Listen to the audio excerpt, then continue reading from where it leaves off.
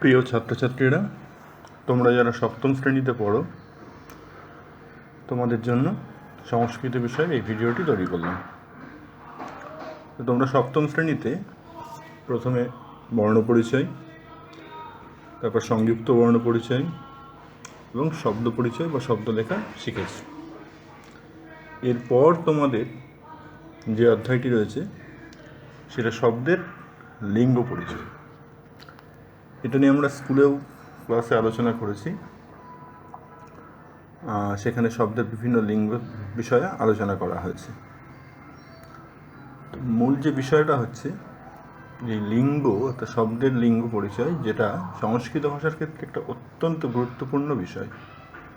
কারণ এই লিঙ্গর বিষয়টা শব্দস্তর থেকে শুরু করে পদ গঠন, এমনকি বাক্য গঠনের ক্ষেত্রেও বিশেষ তাৎপর্যপূর্ণ ভূমিকা গ্রহণ করে লিঙ্গ। যেখানে আমরা বাংলা বা ইংরেজির ক্ষেত্রে কোনো শব্দের লিঙ্গের কোনো ব্যবহার বা লিঙ্গের কোনো প্রভাব বা পার্থক্যগত প্রভাব লক্ষ্য করি না, কিন্তু সংস্কৃতের ক্ষেত্রে রয়েছে। যেমনই হিন্দি ভাষার ক্ষেত্রেও এরকম লক্ষ্য করা যায়। কারণ হিন্দি ভাষাতে আমরা লক্ষ্য করি যে কর্তার লিঙ্গ পার্থক্যের ফলে ক্রিয়ার পার্থক্য ঘটে থাকে। যেমন কোথাও ছেলে হলে পরে একরকম জায়গা, মেয়ে হলে জায়গি, অর্থাৎ ক্রিয়ার পরিবর্তনটা ঘটে। বাংলা বা ইংরেজির ক্ষেত্রে হি বা সি, সে মেয়ে বা সে ছেলে, এরকমের ক্ষেত্রে কিন্তু ক্রিয়াপদের কোনো হেরফের ঘটে না। সংস্কৃতের ক্ষেত্রে অত্যন্ত স্পষ্টভাবে এই লিঙ্গের পার্থক্যে ক্রিয়াপদের পার্থক্য ঘটে থাকে। সুতরাং লিঙ্গ বিষয়টা আমাদেরকে খুব সুন্দর করে পড়তে হবে। লেখাখানে লিঙ্গ, লিঙ্গ কথাটির অর্থ কী? লিঙ্গ কথাটি সাধারণভাবে মনে হচ্ছে চিহ্ন বা পরিচয়। অর্থাৎ ব্যাকরণে কোনো শব্দ সেটি পুরুষ না স্ত্রী জাতিকে বোঝায় বা এদের কোনোটিকেই বোঝায় নয়, তাই লিঙ্গের মাধ্যমে জানা যায়। বাংলার ক্ষেত্রে আমরা দেখেছি যে পুরুষবাচক শব্দ যদি হয় তাহলে সেটাকে আমরা পুংলিঙ্গ বলি, আবার যদি স্ত্রীবাচক শব্দ হয় তবে সেটাকে আমরা স্ত্রীলিঙ্গ বলি, এবং এদের কোনোটি না বোঝালে তাকে আমরা ক্লিবলিঙ্গ বলি। আবার ইংরেজিতেও ম্যাসকুলিন জেন্ডার, ফেমিনিন জেন্ডার বা নিউটার জেন্ডারের কথা আমরা জানি, কিন্তু সংস্কৃতে এই পুরুষ বা স্ত্রী এই রকম জাতিগত অর্থ অনুসারে সাধারণভাবে কোনো পুংলিঙ্গ বা স্ত্রীলিঙ্গ বোঝায় না। তাহলে কিভাবে হয়? এই সংস্কৃতের ক্ষেত্রে প্রাচীন শব্দকোষ, যাকে আমরা অমর কোষ নামে জানি, সেই অমর কোষে একটা সারণী নির্দিষ্ট করা আছে। যেমন তোমরা ভৌতবিজ্ঞানের পর্যায় সারণীর কথা শুনেছ, বিভিন্ন মৌলের বিভিন্ন ধরন বা নাম টাম ইত্যাদি, তেমনই এখানেও নির্দিষ্ট কিছু অর্থবাচক বা পর্যায়বাচক শব্দকে নির্দিষ্ট লিঙ্গে ব্যবহার করার কথা বলা হয়েছে। তাই ব্যাপারটা একটু জটিল। আর এই কারণেই সংস্কৃত লিঙ্গের ক্ষেত্রে এই সমলিঙ্গের যে শব্দগুলি সেগুলোর ব্যবহারটাও একই ধরনের হয় এবং তাদের প্রয়োগটাও একই বৈশিষ্ট্য মেনে হয়। সুতরাং এই লিঙ্গ শ্রেণীবিভাগটা আমাদের খুব ভালো করে বুঝতে হবে। তো একেবারে প্রাথমিক স্তরে তোমাদের পাঠ্য যে অংশ, সেখানে লিঙ্গের উপরে খুব জোর কম দেওয়া আছে। এখানে শব্দের পরিচয়টাই মুখ্য বিষয়। অর্থাৎ শব্দকে আমরা ভাগ করে নিয়ে তার লিঙ্গটাকে নির্ধারণ করব। কীরকম ভাগ বলছে, শব্দ, প্রতিটা শব্দের শেষে একটা বর্ণ থাকে, সেটাকে আমরা অন্তবর্ণ বলি। কী বললাম? প্রতিটা শব্দের শেষে থাকে একটি শেষ বর্ণ, বা শেষ বর্ণটাকে আমরা বলছি অন্তবর্ণ, অন্ত মানে শেষ। সেই অন্তবর্ণের বিচারে ব্যাকরণগতভাবে আমরা শব্দের লিঙ্গ বিচার করতে পারি। সেটা কেমন? বলছি শব্দকে আমরা প্রথমে বর্ণ চলে আসি। বর্ণকে আমরা প্রথমে জেনেছি বর্ণ দু প্রকার মূলত, একটি স্বরবর্ণ, একটি ব্যঞ্জন বর্ণ। এগুলো তোমাদের আগেই পড়া হয়েছে। অর্থাৎ নিজে থেকে উচ্চারিত হতে পারছে বা কোনো রকম বাধার সাহায্য ছাড়া যে উচ্চারিত হচ্ছে মুখবিবর থেকে, তাকে আমরা স্বরবর্ণ জেনেছি। আর ঠিক স্বরবর্ণের সাহায্যে যারা উচ্চারিত হচ্ছে তাদেরকে আমরা বলেছি ব্যঞ্জন বর্ণ বা ব্যঞ্জন ধ্বনি যাই বলো। লিখলে পরে বর্ণ আর উচ্চারণ করলে ধ্বনি। এবং যে বর্ণ বা ধ্বনি উচ্চারণের ক্ষেত্রে আমাদের মুখবিবরে জিহ্বা কোনো না কোনো অংশকে স্পর্শ করে থাকে। তো এই ভাগগুলো আমরা আগেই জেনেছি।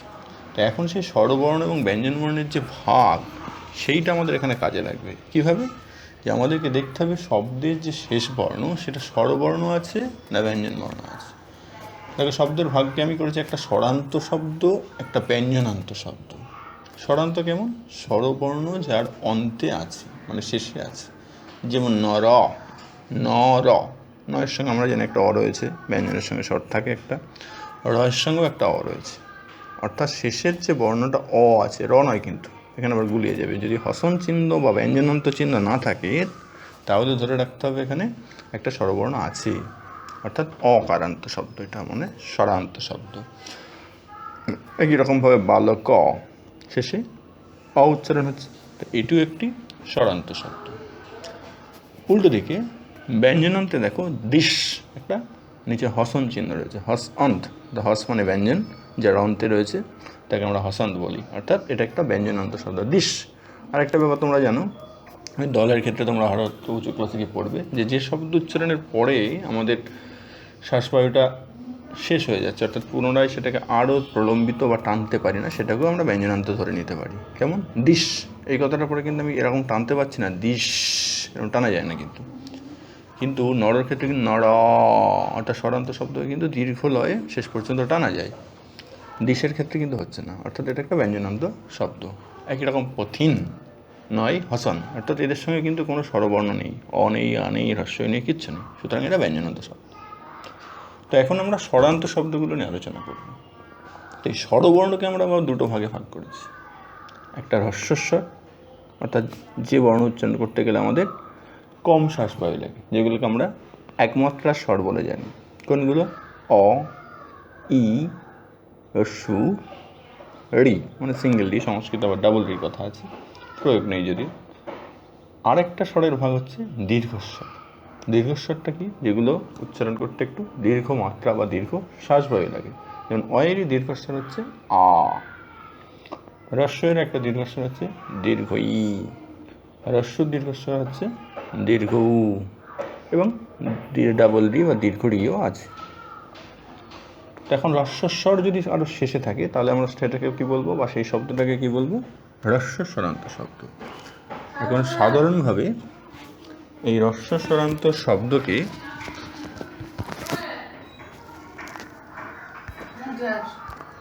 এই হ্রস্বস্বরান্ত শব্দকে আমরা সাধারণভাবে অধিকাংশ শব্দ হ্রস্বস্বরান্ত পুংলিঙ্গ হিসেবে নির্বাচিত হয়। এদের আবার কয়েকটি খুব কম সংখ্যক শব্দ ক্লিবলিঙ্গ। সাধারণভাবে হ্রস্বস্বরান্ত মানে অকারান্ত, হ্রস্বইকারান্ত, হ্রস্বকারান্ত, ঋকারান্ত, এই চারটে স্বরান্ত যে শব্দ সেগুলোকে আমরা পুংলিঙ্গ হিসাবে জানব। এই স্বরান্ত বা অকারান্ত, হ্রস্বইকারান্ত, হ্রস্বকারান্ত, ঋকারান্ত এই শব্দগুলোকে যদি আমরা আলাদা করে পড়ে নিই তাহলে কিন্তু এদের বৈশিষ্ট্যগুলো একই রকম হবে, এদের রূপগুলো একই রকম হবে। সুতরাং আমাদের প্রথম কাজ হচ্ছে শব্দগুলোকে বিভিন্ন কারান্তে ভাগ করা। অকারান্ত, হ্রস্বইকারান্ত, হ্রস্বকারান্ত, ঋকারান্ত। অকারান্ত নর, শেষে অ উচ্চারণ হচ্ছে। হ্রস্বইকারান্ত মুন ই, শেষে হ্রস্বইকার উচ্চারণ হচ্ছে। হ্রস্বকারান্ত সাধু, শেষে হ্রস্বকার উচ্চারণ হচ্ছে। ঋকারান্ত ইত্রি, শেষে ঋকার উচ্চারণ হচ্ছে। এর বাইরে কয়েকটি শব্দ আছে যেগুলোকে আমরা পুং বা স্ত্রী কোনোটি ধরি না, সেটাকে বলা হয় ক্লিবলিঙ্গ। তো ক্লিবলিঙ্গের ক্ষেত্রে এই অকারান্ত বা হ্রস্বইকারান্ত সাধারণভাবে এই হ্রস্বস্বরান্ত দু একটি শব্দ ক্লিবলিঙ্গ আছে। তো এদের রূপটা তোমরা একটু, এগুলোই পর্যায়বাচক শব্দ, অর্থাৎ শ্রেণী থেকেই আসছে, একটা সারণী থেকেই আসছে। তো তোমরা এত গভীরে গিয়ে বুঝতে পারবে না, সেই কারণে তোমাদেরকে কয়েকটি, এবং তোমাদের সেভাবেই পাঠ্যে নির্দিষ্ট আছে, এই কয়েকটি ক্লিবলিঙ্গ শব্দ তোমাদেরকে জেনে রাখতে হবে আলাদা করে। এবং তাদের রূপটা ওই মকারান্ত, অর্থাৎ শেষেই মূলত শব্দটা কিন্তু স্বরান্ত, অ বা হ্রস্ব, কিন্তু তার সঙ্গে ম যুক্ত করে আমরা মকারান্ত বলে ধরে নিই, ফলে সেটা ক্লিবলিঙ্গ হয়। আর বিপরীত আমার থাকছে দীর্ঘ স্বরান্ত, ডান দিকে দেখা রয়েছে, অর্থাৎ আকারান্ত, দীর্ঘইকারান্ত, দীর্ঘকারান্ত। তো আকারান্ত শব্দ হচ্ছে লতা, শেষে আকার আসছে। দীর্ঘইকারান্ত শব্দ হচ্ছে নদী, শেষে দীর্ঘইকার আসছে। দীর্ঘকারান্ত শব্দ আসছে বধূ, এটা শেষে দীর্ঘকার আসছে। এগুলো হচ্ছে আবার দীর্ঘস্বরান্ত শব্দ বলে এদেরকে আমরা স্ত্রীলিঙ্গ হিসেবে ধরব। দীর্ঘস্বরান্ত শব্দ অর্থাৎ স্ত্রীলিঙ্গ শব্দ। এই হচ্ছে আমাদের লিঙ্গ অনুসারে শব্দের ভাগ। একটা হ্রস্বস্বরান্ত মানে পুংলিঙ্গ সাধারণভাবে, দু একটি ক্লিবলিঙ্গ, আর বাকি দীর্ঘস্বরান্ত শব্দ সব স্ত্রীলিঙ্গ। এবার আমরা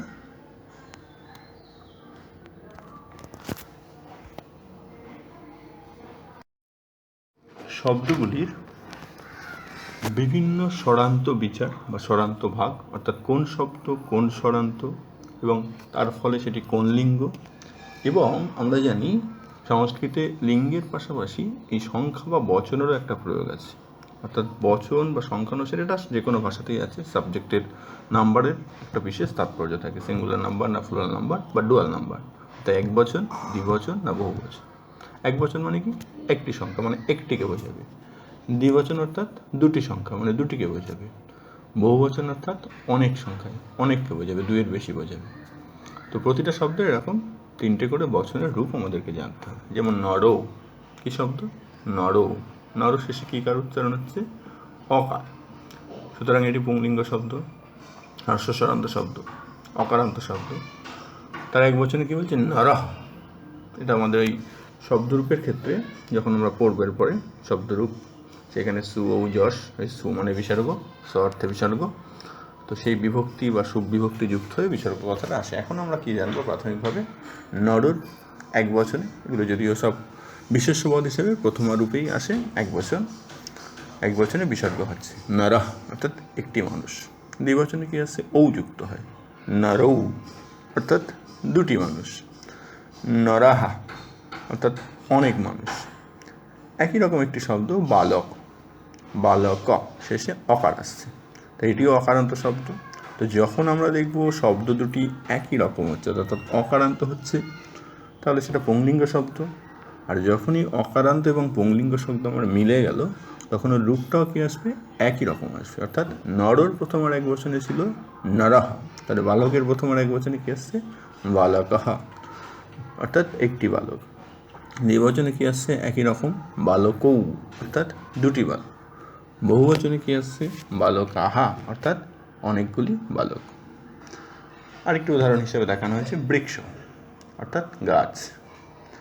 এটি অকারান্ত, অবৃক্ষ, পুংলিঙ্গ। এক বচনে কী আসছে? বৃক্ষহ, মানে একটি গাছ। বৃক্ষৌ মানে দুটি গাছ। বৃক্ষাহা মানে অনেকগুলি গাছ। এবার আমরা আসছি হ্রস্বইকারান্ত শব্দ, মুনি। মুনি শেষে হ্রস্বইকার আসছে। এক বচনে আসছে পুংলিঙ্গ শব্দ হ্রস্বইকারান্ত, এক বচনে মুনিহি, অর্থাৎ একজন মুনি। দ্বিবচনে দেখো ওখানে ঔকার আসছিল, এখানে তো ঔকারের জায়গা নেই, কারণ একটা স্বরবর্ণ রয়েছে শেষে, হ্রস্বইকার। এখানে কি করা হচ্ছে? সেই হ্রস্বস্বরটাকে দীর্ঘস্বর করা হচ্ছে। তো মুনি বানানটা ময়রস্যু দন্তন্বয় রস্যি, তার সঙ্গে বিসর্গযুক্ত হয়েছিল। দ্বিবচনে দন্তন্বয় রস্যিটা দন্তন্বয় দীর্ঘি, ভালো করে মনে রাখতে হবে। এর হ্রস্বইকার থাকলে কী হয়ে যাচ্ছে? দীর্ঘইকার, মুনি, অর্থাৎ দুজন মুনি। বহুবচনে কী হচ্ছে? মুনাইয়াহা, এখানে ইকারটা ইয়া হয়ে যাচ্ছে, মানে অন্তর্জয় যাকে বলা হয়, এটা বিশেষ প্রসার বলা হয় ব্যাকরণগতভাবে সেটাকে। তো মুনাইয়াহা, অর্থাৎ অনেক মুনি, অর্থাৎ মুনির হ্রস্বইকারটা অন্তস্থ হয়ে বিসর্গযুক্ত হচ্ছে। কারণ প্রথমার বহু বচন আমরা দেখেছি নরর ক্ষেত্রে বিসর্গযুক্ত হয়েছে, বালকের ক্ষেত্রেও বিসর্গযুক্ত হয়েছে। কপির ক্ষেত্রে একই রকম, কারণ মুনি হ্রস্বইকারান্ত শব্দ, কপি মানে বানরও হ্রস্বইকারান্ত শব্দ, এবং এটি পুংলিঙ্গ, তাই একই রকম রূপ হবে। মুনি যদি মুনিহি হয়, কপি তাহলে হয় কপিহি। দ্বিবচনে কপি মানে দুটি বানর, কপিহি মানে একটি বানর, কপি মানে দুটি বানর। একই রকম হ্রস্বইকার কেটে অন্তস্থ হয়ে বিসর্গ, কপাইয়াহা, অর্থাৎ অনেকগুলি বানর। এবার আমরা আসছি হ্রস্বকারান্ত শব্দ, সাধু, অর্থাৎ সাধু। রস্যকারান্ত, এটাও রস্বস্বরান্ত পুংলিঙ্গ শব্দ। এক বচনে কী বলছে? আবার সেই বিসর্গযুক্ত সাধুহু, অর্থাৎ আমরা বিসর্গটা হয়ের হালকা হয়ে উচ্চারণ করি, সাধুহু অর্থাৎ একজন সাধু। দ্বিবচনে দেখো আবার সেই হ্রস্বস্বরটাকে দীর্ঘস্বর বানানো হয়েছে, অর্থাৎ হ্রস্বকে দীর্ঘ করা হয়েছে। কি আছে এখানে? সাধু, অর্থাৎ দুজন সাধু। বহুবচনে আবার হ্রস্বকারের প্রসার ঘটে, এটা উকারটা বকারে পরিণত হয়েছে, ওয়া, সেই অর্থে, এবং তার সঙ্গে বিসর্গযুক্ত হয়েছে। বহুবচনে হয়েছে সাধাবাহা, হ্রস্বকারটা কিন্তু কেটে গেছে, হ্রস্বকারটা কি হয়েছে? ব, সাধাবাহা। এরপরে আসছে পশু, একই হ্রস্বকারান্ত শব্দ, পুংলিঙ্গ, সাধন্যায় রূপ হবে। এক বচনে কী হচ্ছে? পশুহু, বিসর্গযুক্ত হয়েছে, মানে একটি পশু। পশু, দীর্ঘকার যুক্ত হয়েছে, দুটি পশু। পাশাবাহা, অনেকগুলি পশু। তো এইরকম যদি হ্রস্বকারান্ত আরও শব্দ থাকে, রস্যিকারান্ত আরও শব্দ থাকে, সবার রূপ কী হবে? ওই একই কারান্ত একই লিঙ্গান্তের যে রূপ হবে সেই রকমই আসবে কিন্তু। এবার আছে ঋকারান্ত, পিতৃ, শেষে ঋকার আসছে, এটাও ঋকারান্ত পুংলিঙ্গ শব্দ। এক বচনে পিতা, ঋটা এখানে কেটে গিয়ে আকার যুক্ত হচ্ছে। দ্বিবচনে আবার ঋটা অরে পরিণত হয়, যে তার সঙ্গে ঔকার যুক্ত হয়, গুণ বলে এগুলোকে ব্যাকরণে। পিতারৌ, পিতাটা কী হয়ে গেল? এই পিতৃটা কী হয়ে গেল? পিতারৌ, ঋটা কেটে র ঔকার। বহুবচনে আবার বিসর্গযুক্ত হয়, অবিসর্গ যাকে বলা হয়, তাই ঋটা কেটে এখানে আবার র থাকছে, সঙ্গে বিসর্গযুক্ত হয়ে যাচ্ছে। পিতৃটা পিতারহ, অর্থাৎ পিতা, পিতারৌ, পিতারহ। একই রকমভাবে ভ্রাতৃ শব্দ যদি আমরা ধরি, ওটাও ঋকারান্ত পুংলিঙ্গ। তো পিতৃ হয়েছিল পিতা, ভ্রাতৃ তাহলে কী হবে? ঋটা কেটে আকার যুক্ত হলে ভ্রাতা। পিতৃ দ্বিবচন হয়েছিল ঋ কেটে র ঔকার, তাহলে ভ্রাতৃ ঋ কেটে র ঔকার কী হয়? ভ্রাতরৌ। একই রকমভাবে পিতৃর বহুবচন হয়েছিল ঋ কেটে র বিসর্গ, তাহলে ভ্রাতৃ ঋ কেটে র বিসর্গ, তাহলে কি? ভ্রাতরঃ। ভ্রাতা অর্থাৎ একটি ভাই, ভ্রাতরৌ অর্থাৎ দুজন ভাই, ভ্রাতরঃ মানে অনেক ভাই। এবার আসছে স্ত্রীলিঙ্গ শব্দ। কী করে বললাম স্ত্রীলিঙ্গ? যেহেতু এগুলো দীর্ঘস্বরান্ত আসবে, যেমন লতা, আকার দীর্ঘস্বর, তাহলে এটি একটি স্ত্রীলিঙ্গ শব্দ। এক বচনে কী হচ্ছে? লতা, সিম্পল, যে শব্দ থাকবে সেটি স্ত্রীলিঙ্গে এক বচনে বসে যাবে, লতা মানে একটি লতা। দ্বিবচনে আ কেটে একার হবে, লতি অর্থাৎ দুটি লতা। বহুবচনে লতাহা, একটা বিসর্গযুক্ত হবে, জাস্ট কিচ্ছু না, একটা লতা, লতে, লতাহা। লতা মানে একটি লতা, লতে মানে দুটি লতা, লতাহা মানে অনেকগুলি লতা। একই রকম বালিকা, আকারান্ত শব্দ, স্ত্রীলিঙ্গ, তাহলে এটাও লতা শব্দের ন্যায় রূপ হবে। এক বচনে আছে বালিকা, একটি বালিকা, বালিকে, দুটি বালিকা, বালিকাহা, অনেকগুলি বালিকা। এরপর দেখো নদী, এটাও দীর্ঘস্বরান্ত, দীর্ঘই ইকারান্ত, নদী, স্ত্রীলিঙ্গ শব্দ। রূপটা কেমন আসছে? একই থাকে স্ত্রীলিঙ্গের এক বচনের রূপ, মূল শব্দটা এটা বসে, নদী অর্থাৎ একটি নদী। দ্বিবচনে নদী যুক্ত ও এক করলে হয় নদীও, ইকারটা যে অকারে পরিণত হয়, দয় জ ফলাটা, নদীও অর্থাৎ দুটি নদী। বহুবচনে একই, ই যুক্ত অ, ইয়া যুক্ত হয়ে যায়, নদিয়াহা মানে অনেকগুলি নদী। নদী, নদ্যৌ, নদ্যাহা, নদী মানে একটি নদী, নদ্যৌ অর্থাৎ দুটি নদী, নদ্যাহা মানে অনেকগুলি নদী। একই রকম ভগিনী, এটাও দীর্ঘ ইকারান্ত শব্দ, স্ত্রীলিঙ্গ শব্দ, এক বচনে নদী শব্দের মতো এরূপ হবে। নদী দীর্ঘিকার যুক্ত হয়েছে যা ছিল তাই, ভগিনীও দীর্ঘিকার যুক্ত যা আছে তাই। দ্বিবচনে নদ্যৌ হয়েছিল, যে দীর্ঘইকারটা অন্তর্যা হয়ে ঔকার যুক্ত হয়েছিল, তাহলে এখানে ভগিনীর দীর্ঘইকারটা অন্তর্যা হয়ে ঔকার হলে ভগিন্যৌ। বহুবচনে ভগিন্যাহা, অর্থাৎ ভগিনী মানে একটি ভগিনী বা বোন, ভগিন্য অর্থাৎ দুজন বোন, আর ভগিন্যাহা অর্থাৎ অনেক বোন। এরপর আসছে বধূ, এটা দীর্ঘকারান্ত শব্দ, এটাও দীর্ঘস্বরান্ত, অর্থাৎ স্ত্রীলিঙ্গ। এক বচনে বলছে বধূ, একজন বধূ, বধূ অর্থাৎ দুজন বধূ, উটা ব হয়ে যায়, আগে তোমরা সাধুর ক্ষেত্রে দেখেছো যে ঔকারযুক্ত বধূ, আর বধ্বহা অর্থাৎ অনেক বধূ। এইবার আমরা বাদ রেখে এসেছিলাম পুংলিঙ্গ স্ত্রীলিঙ্গের পরে ক্লীবলিঙ্গ হিসাবে কিছু শব্দ। তো ক্লীবলিঙ্গটা কী করে বসলাম? এখানে যে কিছু শব্দ আলাদা করা ছিল, যে হ্রস্ব স্বরান্ত, অকার হ্রস্ব যাই হোক, তো এখানে ফল শব্দটা রয়েছে, এটা অকারান্ত শব্দ, কিন্তু আমরা এটাকে ক্লিবলিঙ্গ হিসেবে জানবো। পুরুষকেও বোঝাবে না, স্ত্রীকেও বোঝাবে না, সেই অর্থে এটা ক্লিবলিঙ্গ। এর রূপটা আমাকে জানতে হবে কীভাবে। স্বতন্ত্র একটা রূপ আছে, সেটা হচ্ছে ফলম, এক বচনে একটা মযুক্ত হয়, দ্বিবচনে স্ত্রীলিঙ্গে যেমন লতে হয়েছিল তেমন ফলে, আর বহু বচনে ফলানি, অম এ আনি, অর্থাৎ ফলম, ফলে, ফলানি। এই ছন্দটা খেয়াল রাখতে হবে, ফলম, ফলে, ফলানি, অর্থাৎ যাবতীয় এই অকারান্ত ক্লিবলিঙ্গ শব্দ একই রকম হবে। যদি পুষ্প অকারান্ত শব্দ, কিন্তু ক্লিবলিঙ্গ হিসেবে আমাদের নির্বাচিত, তো এক্ষেত্রেও কী করতে হবে, এই ফলমে যেমন ম যুক্ত হয়েছিল, এক্ষেত্রে পুষ্পের পুষ্পম, পুষ্পে, পুষ্পানি। যদি ছত্রম থাকতো, ছত্রম, ছত্রে, ছত্রাণী। তো এইগুলোকে তোমাদের সুবিধার্থে, তোমরা যেহেতু এখন নিচু ক্লাসে পড়ো, তোমাদের এই ক্লিবলিঙ্গটা আলাদা করার জন্য একটা মকার, যেটা প্রথমের এক বচনের রূপ, সেটা আমরা মূল শব্দের সঙ্গে জুড়ে রেখে দিই, যাতে বুঝতে সুবিধা হয়।